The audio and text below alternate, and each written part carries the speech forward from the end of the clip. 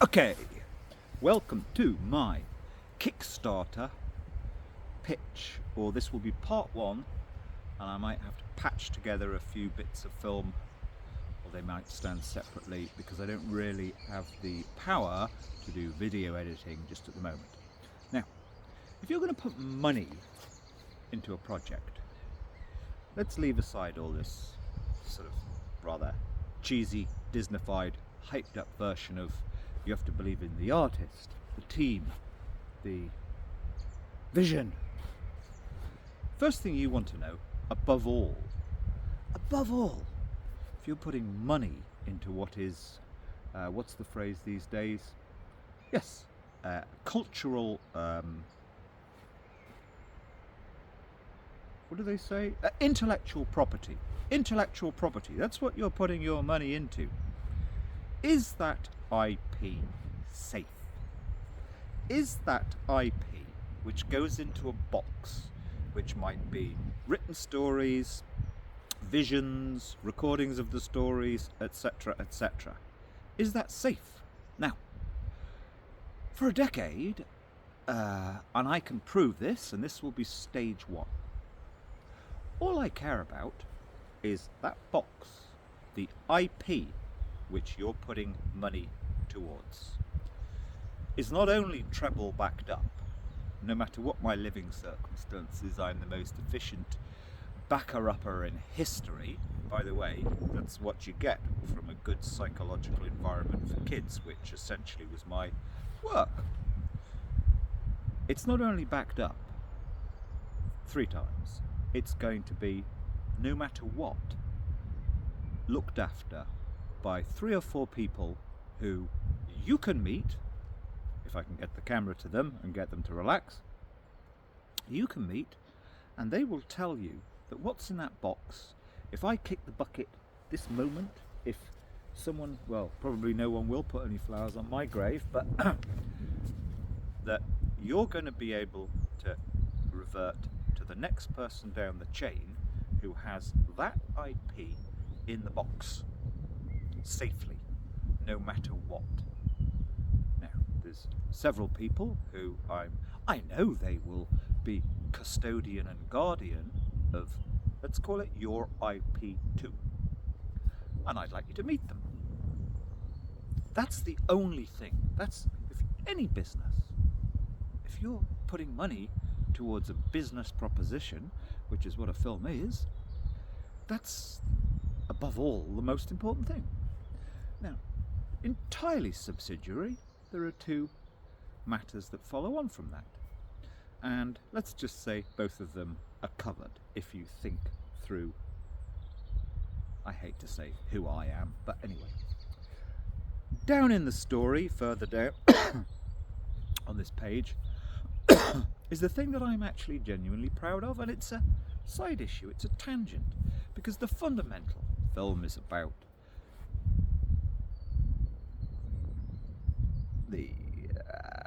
the fact that we must always be able to tell our stories. It's what all law, society, civilization and progress is based on. All. I think it's reasonable to say since about Babylonian times, probably earlier. Probably since caveman times.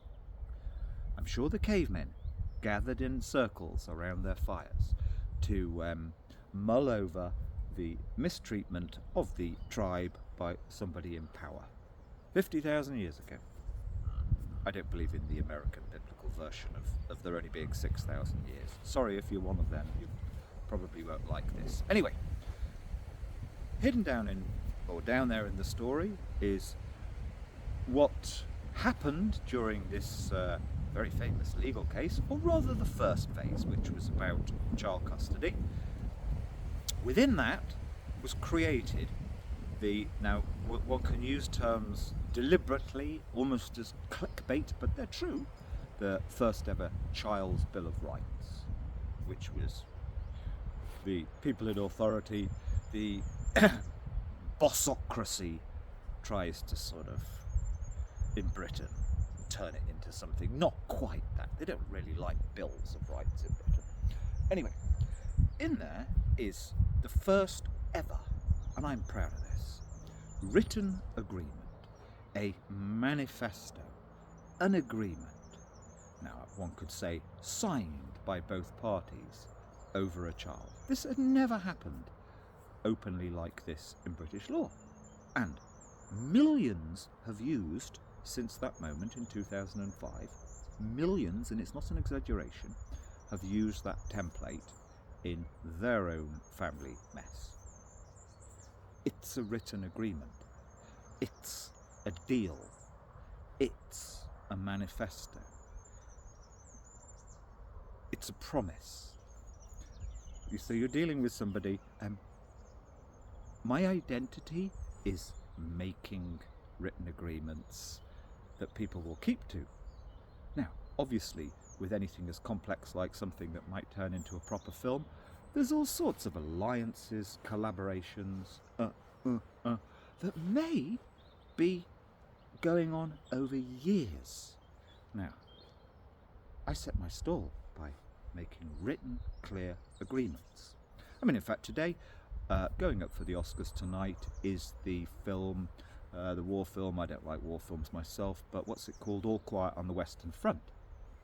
I believe I was listening, it's actually worth listening to, on Radio 4 this morning, the profile of the lady who was with her partner, the force behind it. Their project, it was something like 15 years from day one to tonight, or 2 years ago when it got aired or whatever. So good written agreements, everybody knowing what's fair, because that's what the written Child's Bill of Rights between parents is about. It's about fairness. Now that is my trademark. And I can also add in, you want to know who you're dealing with. Are they really what they appear to be in front of their camera? I wish to, as part of preparing maybe for a larger Kickstarter later on, I wish to take little bits of film of, I know at least half a dozen, probably a dozen, clearly mature, good burgers in the community. One is the church warden to this place, who've known me for some years and know that I play fair, never cause anybody any trouble, never manipulate, never sulk, never go off in a huff. What is said, my mantra is say what you mean what you say. And then thirdly, you could say, one wants to know that the person concerned, if it's one person, although my Kickstarter really at this stage is to just try and, if a few people see that the public or whoever puts money into Kickstarters believe in the project, they'll come and be my proper allies in this. They know that I'm not a complete nut job. Anyway, so I want it to end up as a team, as quickly as possible. That's the purpose of this. Although I'm going to feed in some good, interesting, groovy stuff into phase 1, if I can, if I've got a proper collaborator. Sounds a bit pathetic. He's doing a Kickstarter to find a collaborator. But in the real world, that's a collaborator. And I've been looking for one for about 5 years. And COVID got him. Everything stopped 3 years ago. I was about to launch this just literally 2 weeks before COVID came into the news. Anyway, keep to the point. I can quite assure anybody that, when you're dealing with something big, difficult, weird, like a cultural law change, people love to see you fall. One person did, quite a long time ago now. It's not what it appears. There would be all sorts of stories online about me. Certain people really didn't like the legal changes that I got through. There would be all sorts of nasty stuff online. I think there is some. I never look. That's what you learn. Thick skin. You're dealing with what can be a positive thing tomorrow. Anyway, so but that actually goes back into item 2. I have a dozen people who are people like. Some of them are bigwigs in their churches, people like that, people who I've shared roles with their children, etc., over the last decade or more, who will vouch for me, and I want to have one or two of them at least saying something into cameras. For you, not for me, for you. I know who I am. Okay, so if you're putting money in, those three things, but particularly the first, and you won't have thought of it. Sorry, that sounds arrogant, but I mean, this is, in this day and age, in fact, funny enough, I've been working very, sort of volunteering for a woman who was running a great big festival intended to be in 2020. I don't go to festivals, I don't go out at night, but she's somebody, in fact, who knew my daughter 15 years ago. And her and a group of investors and a load of people who'd pre-paid money for stalls, etc., in a healing and music and Buddhism and yoga gathering, a big one, lots of money involved. It all went immediately. They couldn't pay for the access to the Google Workspace, which I think runs out at about £250 a year. So in other words, the data, I'm trying to help her do a financial analysis and take it forward with courts, etc. Now, I'm so organised, but also I know anything can happen in life, anything. So you must be organised so that your core, in this case the IP, and one or two people if there's a team ever, your core is protected from the worst unforeseeable catastrophe, such as all your money goes and then you can't get into your Google Docs where things are saved. No. I make sure that I use services online which are not only good, but cheap, but then they'll be treble backed up and there'll be 3 people who'll have the password to the material that's in your box. Now, of course, the other thing that you need is, if we're going to get artistic about it, a story, a vision. Now, below this I've put bits and bobs of the story, and let's just get to curating it into one easy chunk. But I'll refer to this film again, All Quiet on the Western Front. Apparently this couple bought the rights to this book 15, 20 years ago, and over the first few years of trying to develop the screenplay for it, they completely, basically, well, some say that they chucked away all the original story. Now, so be it. I don't think that's going to be, well, that's not appropriate to this, but I'm just going to say one thing about that. So you've got to believe in the story. Well, most of the story is already written down. It's unchallenged. That's terribly important to say. In other words, there aren't problems with libel, defamation and slander. Kind of everything that I might put in, although it's not intended as any kind of salacious, doesn't even need truths. The basic story was already in the press, and what was in the press, at least the third of it, is fabricated by the very good lady journalists who I was talking to at the time. They fabricate it, they turn it into something more melodramatic, and actually there are many basic factual errors, but the bare bones of the story is there, is in public, no one can fiddle with it. That's the story. But the untold aspect, which is really what I wish to put into a film to only benefit others, I'll probably be dead by the time it comes out, is how to do it with backbone, balls, but also find the fun in it. And I wasn't actually a person particularly into fun. I'd been for